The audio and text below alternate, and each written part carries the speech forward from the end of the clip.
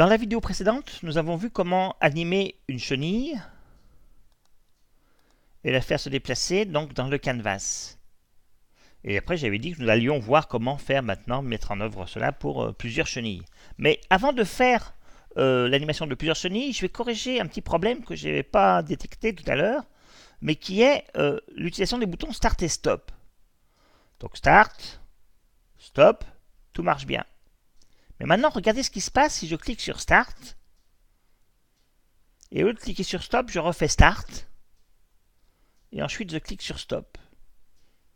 Je n'arrive plus à arrêter ma chenille.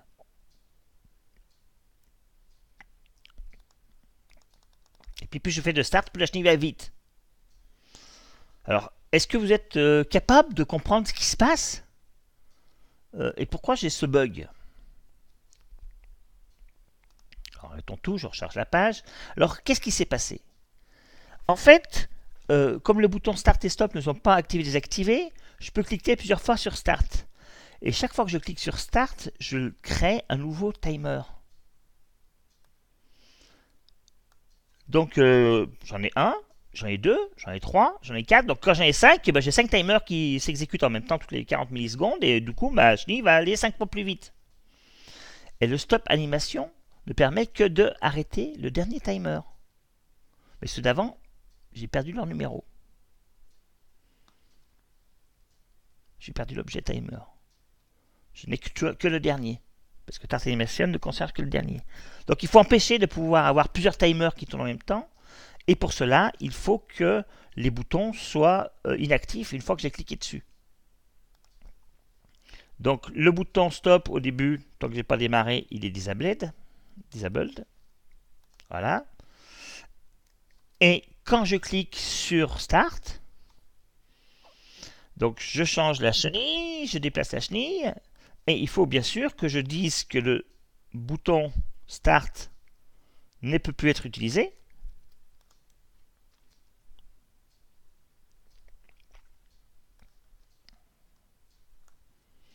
Ça, c'est pas de le dire à chaque fois, je le dis avant de lancer le timer. Donc, Start button, l'attribut disabled égale true. Et le stop button, lui, sera actif. On pourra cliquer dessus.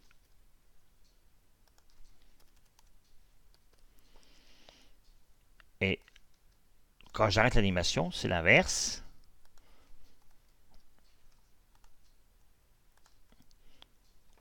Donc, lui, il est activable ici. Et lui, voilà.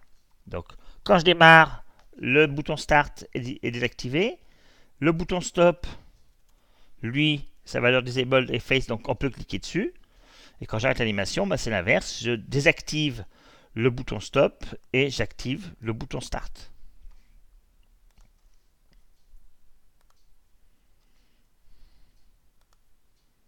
Donc là, je peux cliquer sur Start, il ne se passe plus rien. Je clique sur Stop. Je ne peux plus cliquer sur Stop. Je clique sur Start. Donc là, j'ai plus ce comportement tout à l'heure qui était assez compliqué à... Enfin, compliqué. Qui était assez inattendu. Et là, j'ai un comportement complet. Donc maintenant, passons à l'étape suivante qui est de créer plusieurs chenilles. Donc je vais appeler ça exercice 4. Copier.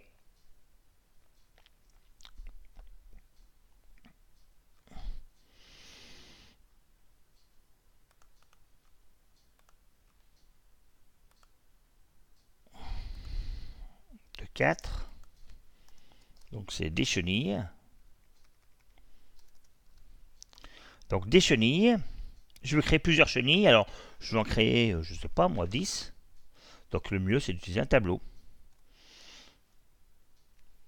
Let les chenilles, qui sera un tableau. Donc un tableau vide. Ensuite, pour i égale 0, i inférieur à, mettons 10, allez, soyons fous, i++,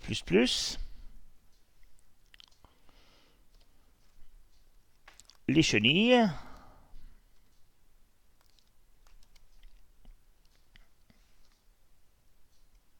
une chenille. Une nouvelle chenille. Alors au départ, toutes les chenilles seront les unes en dessus des autres, mais comme après elles vont se déplacer de manière aléatoire, ce sera facile de les distinguer. Et ensuite, je dessine. Alors je peux le dessiner au moment où je l'écris. Hein. Hop. Les chenilles I.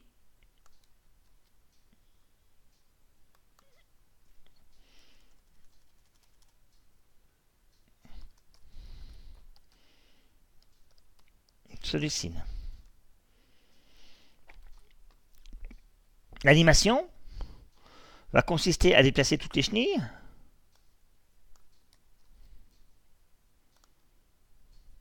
Et à dessiner. Donc là, on déplace les chenilles et on les dessine. Alors c'est pareil, là je peux le faire dans une seule boucle, on va le mettre ici. Hop, j'efface le canvas.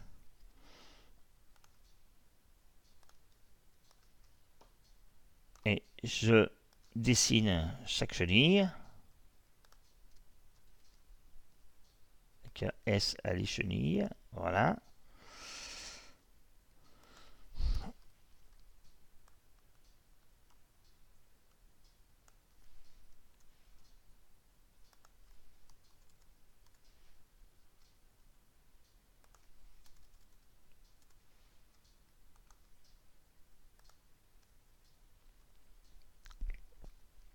Donc je dessine les chenilles. Et avant de les dessiner, je le déplace. Donc chaque chenille, la chenille I va se déplacer et dessiner.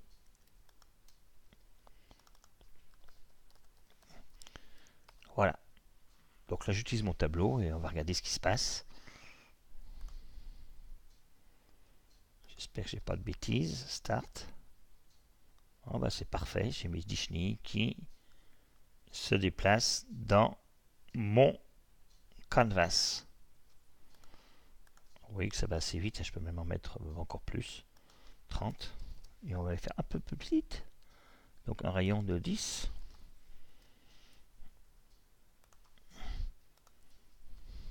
C'est parti. Ah oui, mais ici j'en vois que 10 alors que j'ai mis 30. D'accord, c'est parce qu'ici je me sers de l'indice 10. Donc le mieux, c'est d'avoir ici, on va dire c'est un tableau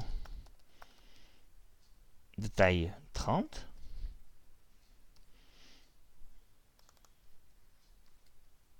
Et au lieu de servir des constantes ici, les chenilles, lens.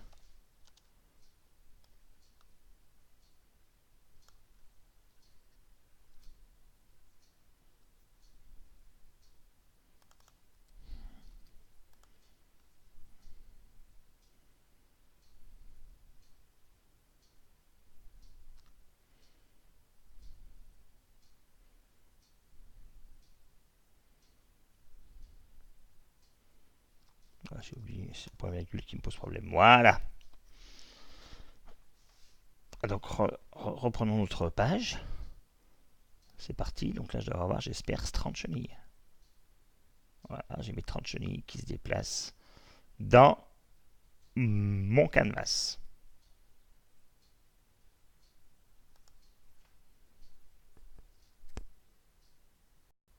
Alors nous allons aussi maintenant corriger un petit peu le code parce qu'en fait, le cap actuel, ça n'a plus de sens puisqu'on a 15 chenilles ou 30 chenilles. Donc ça ne sert plus à rien. Ensuite, dans le code HTML, donc cap actuel, ça ne sert plus à rien. Et puis on va essayer de changer un petit peu le code. On va, plutôt que d'utiliser une boucle for, on va utiliser une boucle for each pour parcourir le tableau.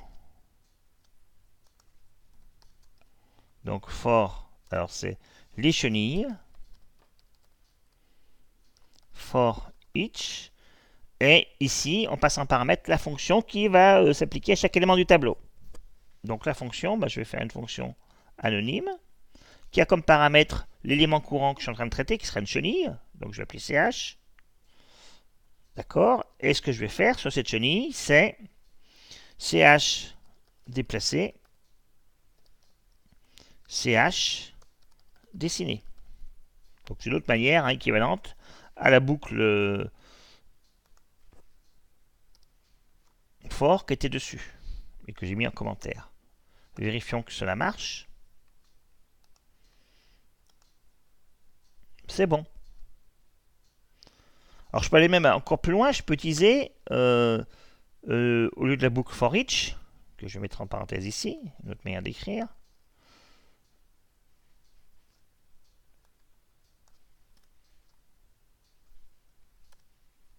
je vais utiliser une boucle for each, mais avec une notation flèche qui est bien adaptée à ce genre de choses. Donc for each, et au lieu de mettre une fonction, je vais dire je prends un paramètre ch, et sur ce paramètre ch, je fais le traitement qui est le suivant. Alors c'est une flèche simple, voilà. Alors ici, comme j'ai plusieurs instructions, je dois mettre un bloc. Donc je fais ch déplacer, ch dessiner, et voilà le bloc.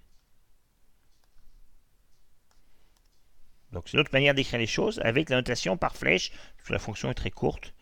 Donc c'est du sucre syntaxique, comme on appelle, qui simplifie l'écriture qui était en dessus, qui permet d'avoir quelque chose de plus concis. Rechargeons la page, vérifions que ça marche toujours. Start, stop. Voilà. Donc ça marche, donc c'est une manière d'écrire. Alors je peux aller encore même plus loin, je peux avoir vraiment une approche complètement fonctionnelle en disant que déplacer, ça me renverra l'objet chenille, et ensuite à cet objet chenille, je ferai dessiner. Du coup, ça, j'ai plus besoin, je pense, de le mettre. J'ai qu'un appel, voilà. Je ferai ch déplacer qui envoie l'objet chenille et qui dessine. Et il faut que donc déplacer de chenille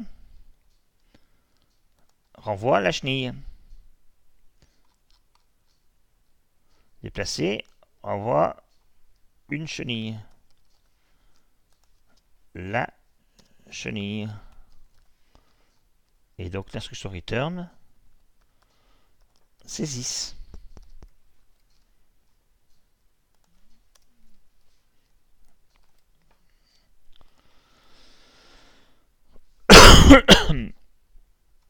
Donc allons-y.